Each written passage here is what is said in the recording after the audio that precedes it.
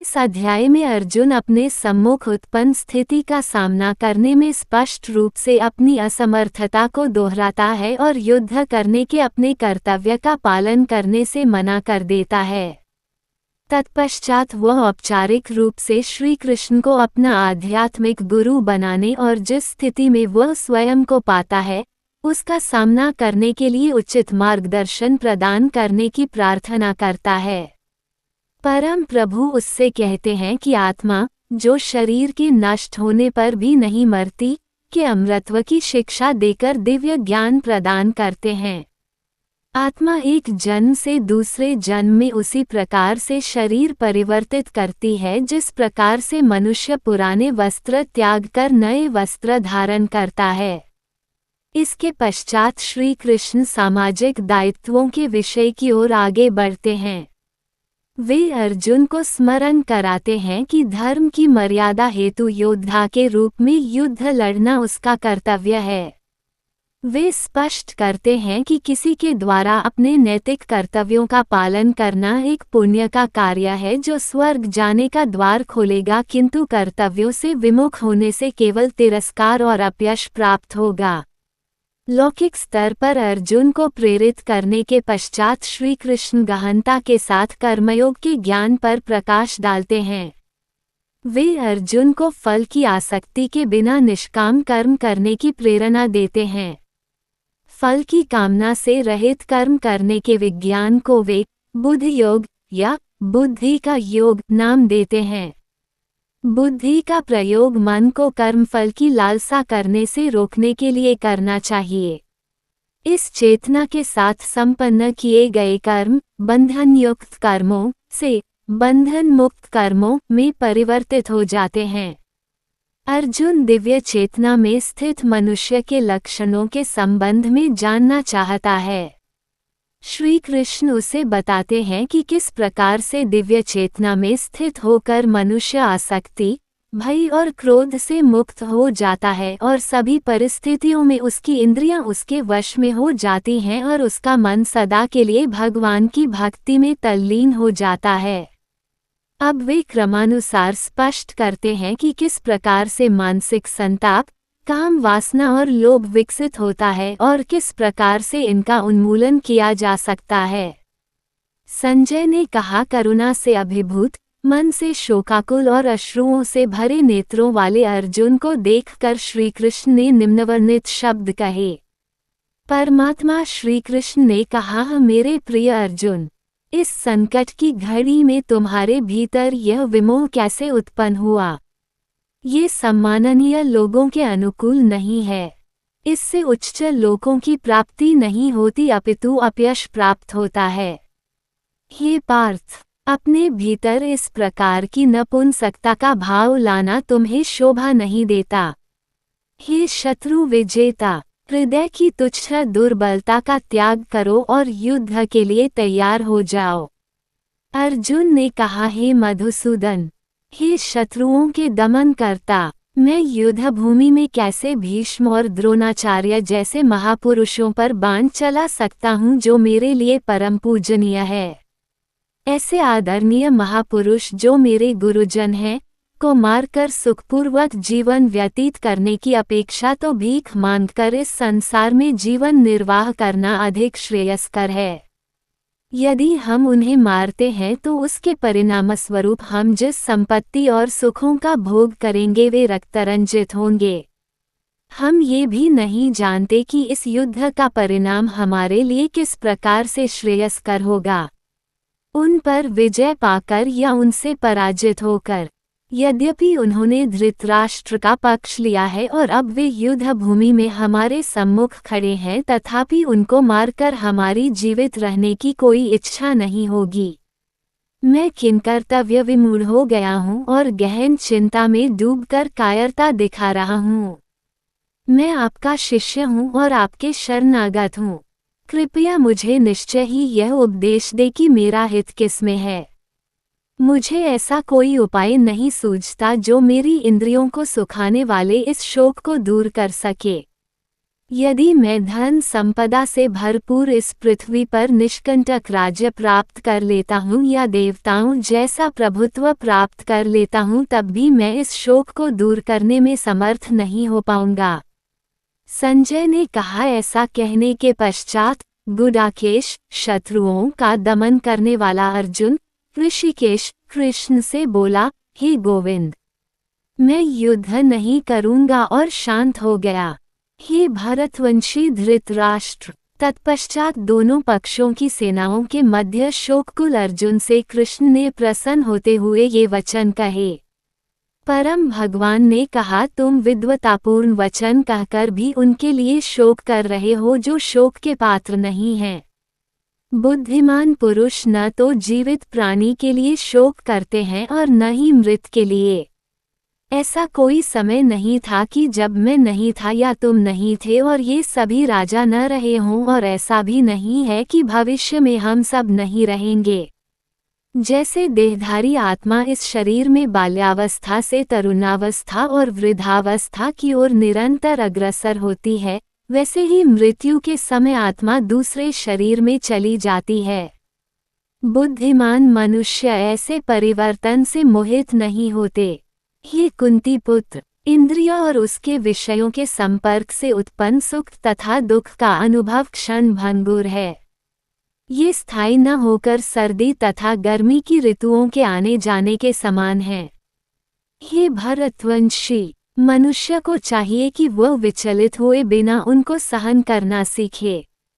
ये पुरुषों में श्रेष्ठ अर्जुन, जो मनुष्य सुख तथा दुख में विचलित नहीं होता और इन दोनों परिस्थितियों में स्थिर रहता है, वह वास्तव में मुक्ति का पात्र है।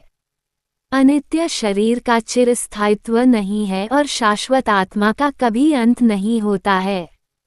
तत्वदर्शियों द्वारा भी इन दोनों की प्रकृति के अध्ययन करने के पश्चात निकाले गए निष्कर्ष के आधार पर इस यथार्थ की पुष्टि की गई है। जो पूरे शरीर में व्याप्त है, उसे ही तुम अविनाशी समझो। उस अनश्वर आत्मा को नष्ट करने में कोई भी समर्थ नहीं है।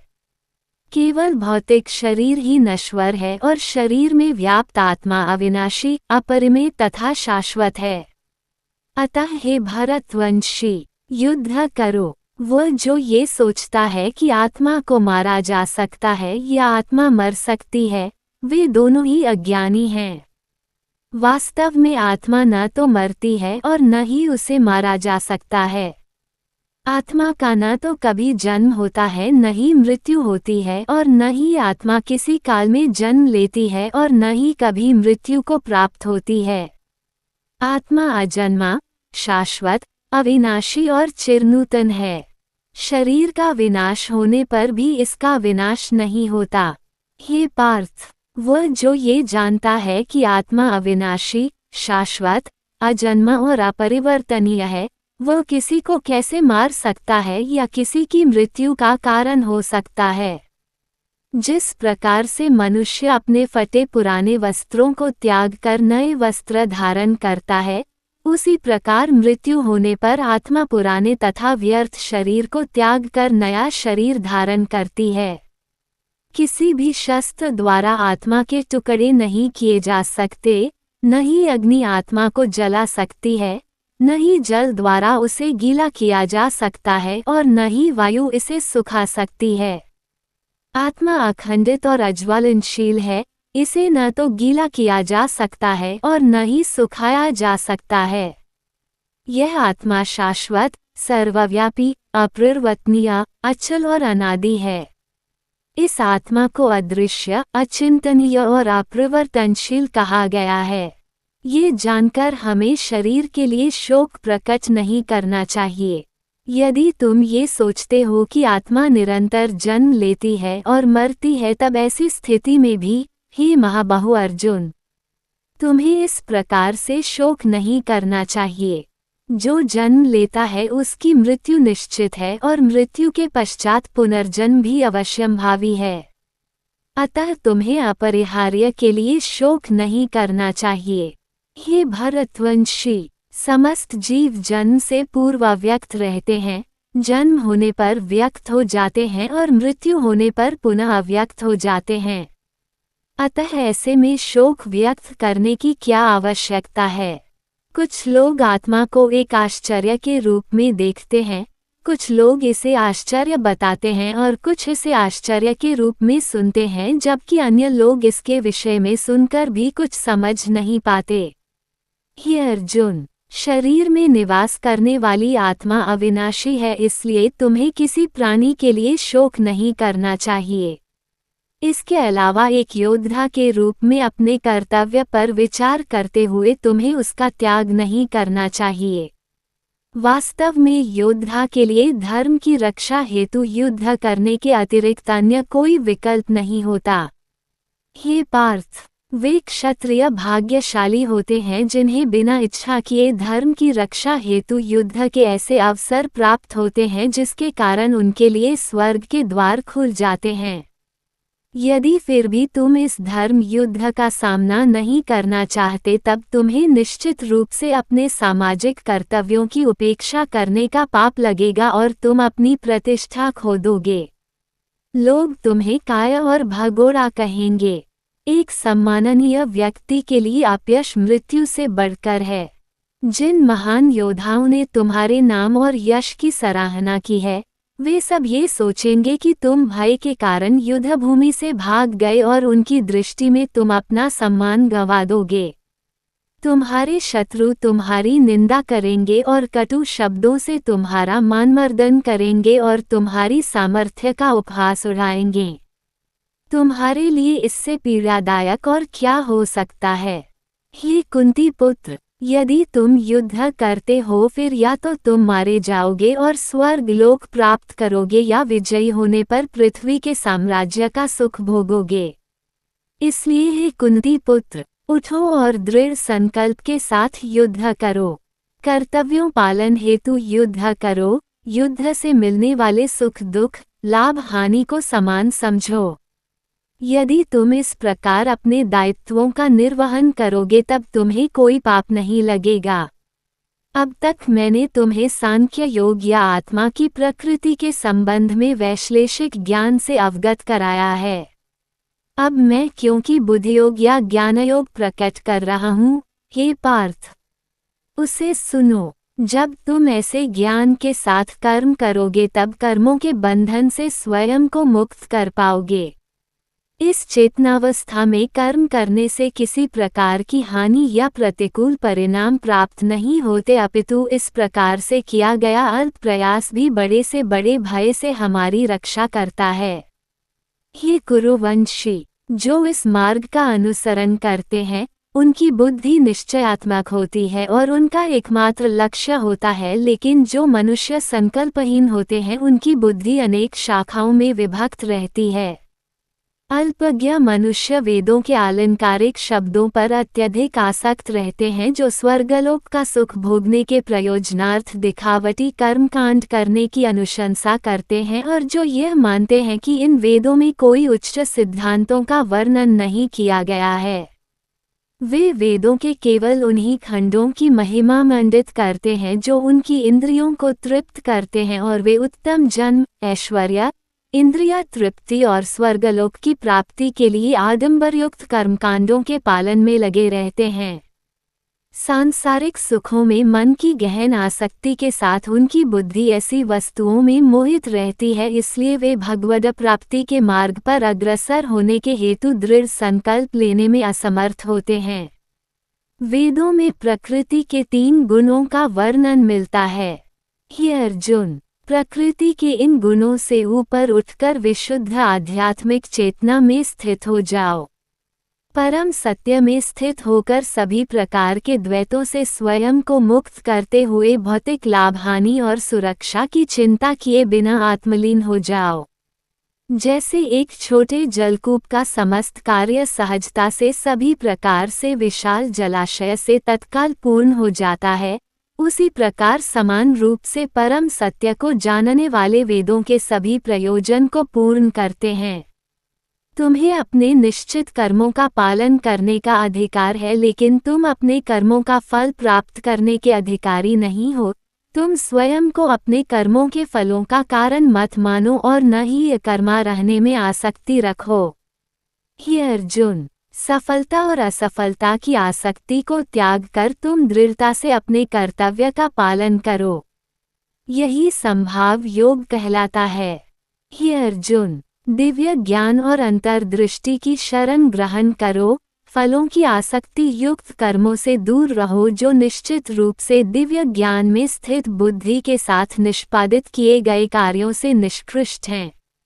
जो अपने कर्मफलों का भोग करना चाहते हैं वे कृपण हैं। जब कोई मनुष्य बिना आसक्ति के कर्मयोग का अभ्यास करता है तब वो इस जीवन में ही शुभ और अशुभ प्रतिक्रियाओं से छुटकारा पा लेता है। इसलिए योग के लिए प्रयास करना चाहिए जो कुशलतापूर्वक कर्म करने की कला है। समबुद्धि युक्त ऋषि मुनि कर्म के फलों की आसक्ति से स्वयं को मुक्त कर लेते हैं जो मनुष्य को जन्म मृत्यु के चक्र में बांध लेती हैं। इस चेतना में कर्म करते हुए वे उस अवस्था को प्राप्त कर लेते हैं जो सभी दुखों से परे है। जब तुम्हारी बुद्धि मोह के दलदल को पार करेगी तब तुम सुने हुए और आगे सुनने में आने वाले इस लोक और परलोक के भोगों सबके प्रति उदासीन हो जाओगे। जब तुम्हारी बुद्धि का वेदों के अलंकारमयी खंडों में आकर्षण समाप्त हो जाए और वह दिव्य चेतना में स्थिर हो जाए तब तुम पूर्ण योग की उच्च अवस्था प्राप्त कर लोगे। अर्जुन ने कहा, हे केशव, दिव्य चेतना में लीन मनुष्य के क्या लक्षण हैं? वह सिद्ध पुरुष कैसे बोलता है, कैसे बैठता है और कैसे चलता है? परम प्रभु श्री कृष्ण कहते हैं, हे पार्थ, जब कोई मनुष्य स्वार्थयुक्त कामनाओं और मन को दूषित करने वाली इंद्रिय तृप्ति से संबंधित कामनाओं का परित्याग कर देता है और आत्मज्ञान को अनुभव कर संतुष्ट हो जाता है तब ऐसे मानव को दिव्य चेतना में स्थित कहा जा सकता है। जो मनुष्य किसी प्रकार के दुखों में क्षुब्ध नहीं होता, जो सुख की लालसा नहीं करता और जो आसक्ति, भय और क्रोध से मुक्त रहता है, वह स्थिर बुद्धि वाला मनीषी कहलाता है। जो सभी परिस्थितियों में अनासक्त रहता है और न ही शुभ फल की प्राप्ति से हर्षित होता है और न ही विपत्ति से उदासीन होता है, वही पूर्ण ज्ञानावस्था में स्थित मुनि है। जो मनुष्य अपनी इंद्रियों को उनके विषय भोगों से खींच लेने के लिए उसी प्रकार से योग्य होता है जैसे एक कछुआ अपने अंगों को संकुचित करके उन्हें खोल के भीतर कर लेता है, वह दिव्य ज्ञान में स्थिर हो जाता है। यद्यपि देहधारी जीव इंद्रियों के विषयों से अपने को कितना दूर रखे लेकिन इंद्रिय विषयों को भोगने की लालसा बनी रहती है, फिर भी जो लोग भगवान को जान लेते हैं उनकी लालसाएं समाप्त हो जाती हैं। हे कुंती पुत्र, इंद्रियां इतनी प्रबल और अशांत होती है कि वे विवेकशील और आत्म नियंत्रण का अभ्यास करने वाले मनुष्य के मन को भी अपने वश में कर लेती है। वे जो अपनी इंद्रियों को वश में कर लेते हैं और अपने मन को मुझ में स्थिर कर देते हैं, वे दिव्य ज्ञान में स्थित होते हैं। इंद्रियों के विषयों का चिंतन करते हुए मनुष्य उनमें आसक्त हो जाता है और आसक्ति कामना की ओर ले जाती है और कामना से क्रोध उत्पन्न होता है। क्रोध निर्णय लेने की क्षमता को क्षीण करता है जिसके कारण स्मृति भ्रम हो जाता है। जब स्मृति भ्रमित हो जाती है तब बुद्धि का नाश हो जाता है और बुद्धि के नष्ट होने से मनुष्य का पतन हो जाता है। लेकिन जो मन को वश में रखता है वो इंद्रियों के विषयों का भोग करने पर भी राग और द्वेष से मुक्त रहता है और भगवद कृपा प्राप्त करता है। भगवान की दिव्य कृपा से शांति प्राप्त होती है जिससे सभी दुखों का अंत हो जाता है और ऐसे शांत मन वाले मनुष्य की बुद्धि दृढ़ता से भगवान में स्थिर हो जाती है। लेकिन असंयमी व्यक्ति का अपने मन और इंद्रियों पर नियंत्रण नहीं होता, न ही उसकी बुद्धि दृढ़ होती है और न ही उसका मन भगवान के चिंतन में स्थिर हो सकता है। जो अपने मन को भगवान में स्थिर नहीं करता, जिसके बिना शांति संभव नहीं और शांति के बिना कोई कैसे सुखी रह सकता है। जिस प्रकार प्रचंड वायु अपने तीव्र वेग से जल पर तैरती हुई नाव को दूर तक बहाकर ले जाती है, उसी प्रकार से अनियंत्रित इंद्रियों में से कोई एक जिसमें मन अधिक लिप्त रहता है, बुद्धि का विनाश कर देती है। इसलिए हे महाबाहो, जो मनुष्य इंद्रियों के विषय भोगों से विरक्त रहता है, वह दृढ़ता से लोकातीत ज्ञान से युक्त हो जाता है। जिसे सब लोग दिन समझते हैं वह आत्मसंयमी के लिए अज्ञानता की रात्रि है, तथा जो सब जीवों के लिए रात्रि है वह आत्मविश्लेषी मुनियों के लिए दिन है। जिस प्रकार से समुद्र उसमें निरंतर मिलने वाली नदियों के जल के प्रवाह से विक्षुब्ध नहीं होता, उसी प्रकार से ज्ञानी अपने चारों ओर इंद्रियों के विषयों के आवेग के पश्चात भी शांत रहता है, न कि उस मनुष्य की भांति जो कामनाओं को तुष्ट करने के प्रयास में लगा रहता है। जिस मनुष्य ने अपनी सभी भौतिक इच्छाओं का परित्याग कर दिया हो और इंद्रिय तृप्ति की लालसा, स्वामित्व के भाव और अहंकार से रहित हो गया हो, वह पूर्ण शांति प्राप्त कर सकता है। हे पार्थ, ऐसी अवस्था में रहने वाली प्रबुद्ध आत्मा जब ब्रह्म ज्ञान प्राप्त कर लेती है, वह फिर कभी भ्रमित नहीं होती। तब मृत्यु के समय भी इस दिव्य चेतना में स्थित सिद्ध पुरुष जन्म और मृत्यु के बंधन से मुक्त हो जाता है और भगवान के परम धाम में प्रवेश करता है।